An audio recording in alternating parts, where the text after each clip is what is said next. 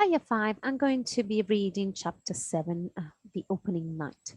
Apologies for that, but apparently I'm a bit quiet, so we're going to try and see if it works a bit better this way. I am already in my dressing gown as well.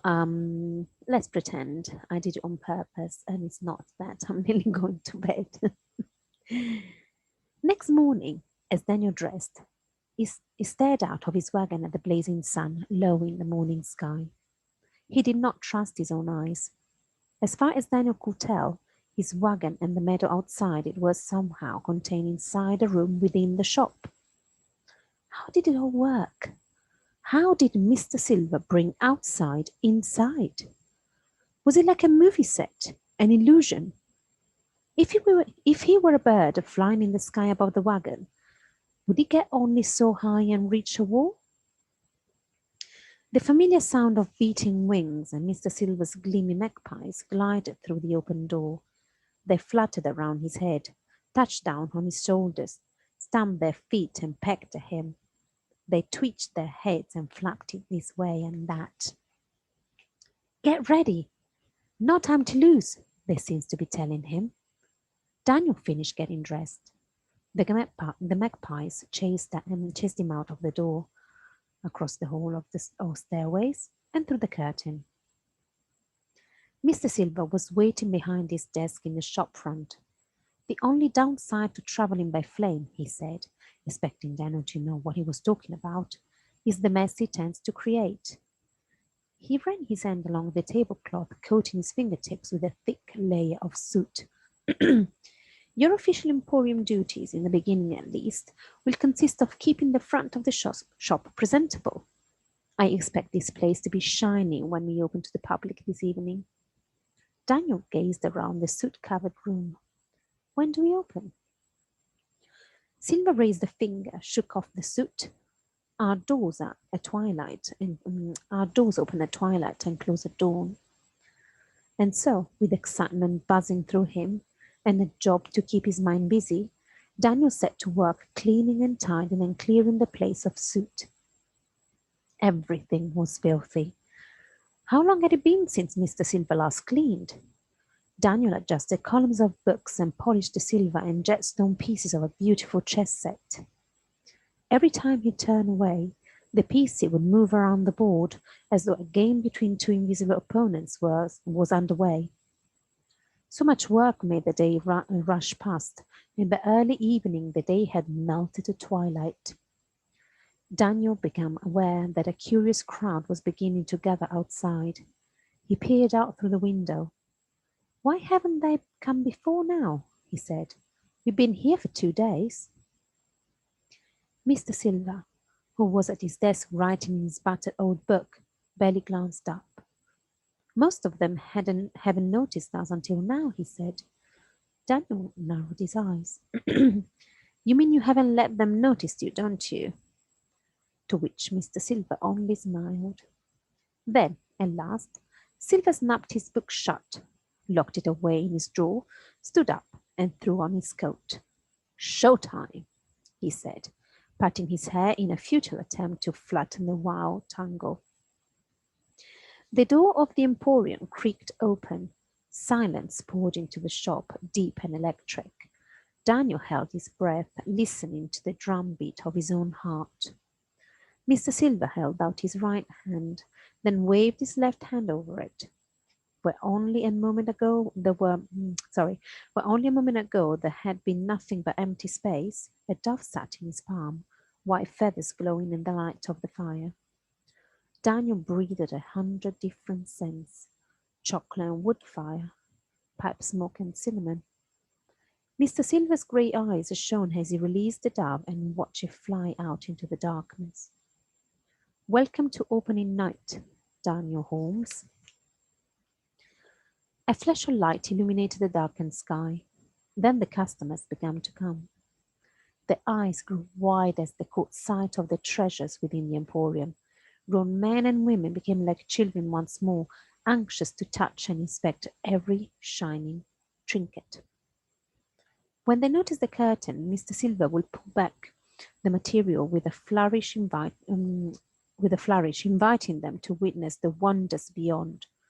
Daniel watched with fascination as they filtered through, his mind filled with curiosity. This is supposed to be a shop, he said. So how come nobody's buying anything? Mr. Silver wagged a finger. That, Daniel, is where you are wrong. Come with me. The moment he stepped back through the curtain, Daniel knew something magical had happened. The entrance had full of staircases once stepped in shadows and silence, had become alive with warmth and light.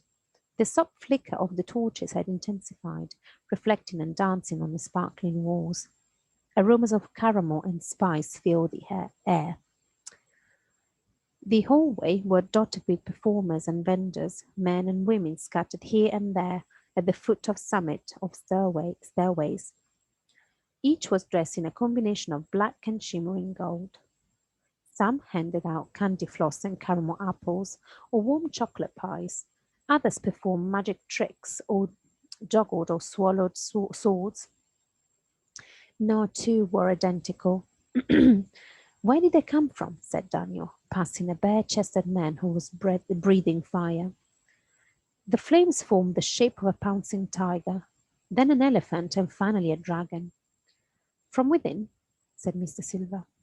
As they walked, they passed several customers chattering excitedly about rooms that contain impossible things, oceans and deserts and winds to the stars.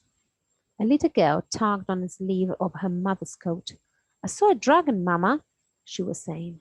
A real dragon with fire breath and wings and spiky black tail.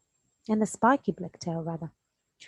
I can understand what they're saying, said Daniel, who had until that moment forgotten that he was in a foreign country and that these people were not speaking English. Of course you can, said Silver. What use would I have for an assistant who could not communicate with my customers? You can now understand and speak any language that you need. Daniel tried to remain cautious, suspicious even, mostly because nothing he cared about tended to hang around for very long. But wonder had begun to chip away at his armor.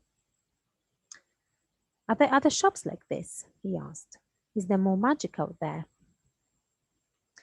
There is nowhere else like my emporium, Mr. Silver said.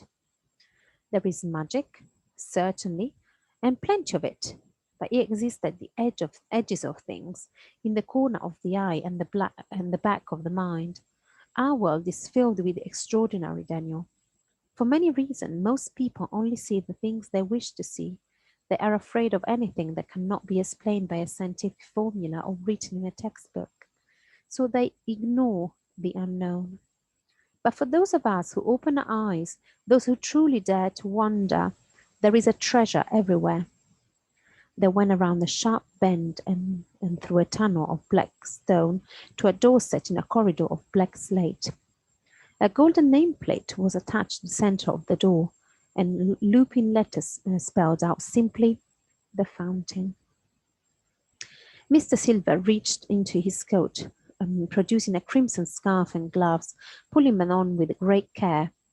He opened the door. The cold breath of winter brushed Daniel's face. He sucked in a deep lungful of air. He smelled like a December morning. Mr. Silver's feet crunched on the ground as he stepped through the door. Daniel followed, moving from dim hallway to clean sunlight. He was standing on a frozen pond in the middle of thick woodland. Everything around him glittered with a coating of frost, from the tips of the tallest tree to the forest floor. In the center of the pond stood a simple fountain made from 3 circular tiers of stone. A thin silvery liquid flowed over the stone. Mr. Silver smiled at the look on Daniel's face. You question whether my customers are actually buying anything. I can assume you that they are. I sell them amazement. I am a merchant of wonder. He leaned over and gathered a pound of frost from the frozen pond, rubbing it between his gloved fingers. But my customers do not pay for their experience in Emporium with coins or notes. No.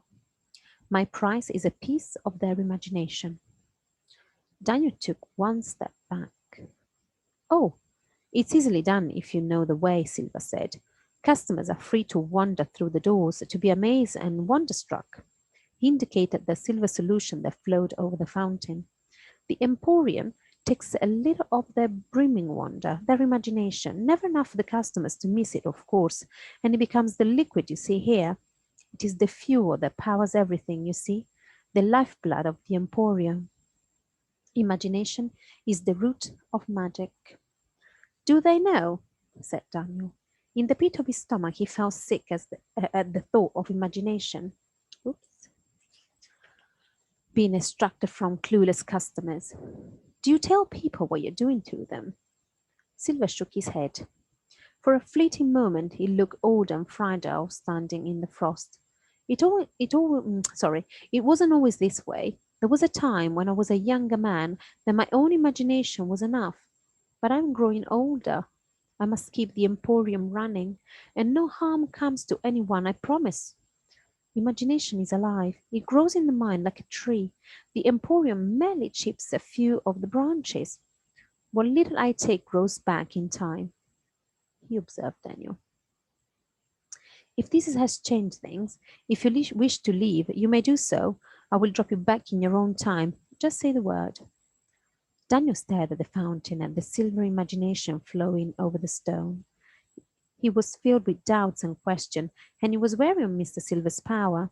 He considered what it might be like to return to his life, to the rain-soaked streets of Glasgow, to loneliness and to nobody. He looked into Mr. Silver's serious grey eyes. I don't want to go back, he said. I want to stay and see the world. I want to learn about magic. I want to know secrets. I want to be somebody. A smile played on Silver's lips as he bowed his head to Daniel. As you wish. Something moved in the tops of the trees, a blinding flash of silver soaring to the blue sky. How did you do it? Daniel asked. How do you make all of this? Tomorrow, said Mr. Silver. Tomorrow I will start your lesson, and we will begin to find out if you have what it takes to become a part of the Nowhere Emporium. Tomorrow, the first test awaits. What sort of test? But no answer came. Daniel stood alone in the frozen world. The only sign that Mr. Silver had been in the woodland at all was a trail of footprints in the frost. Good night, you five.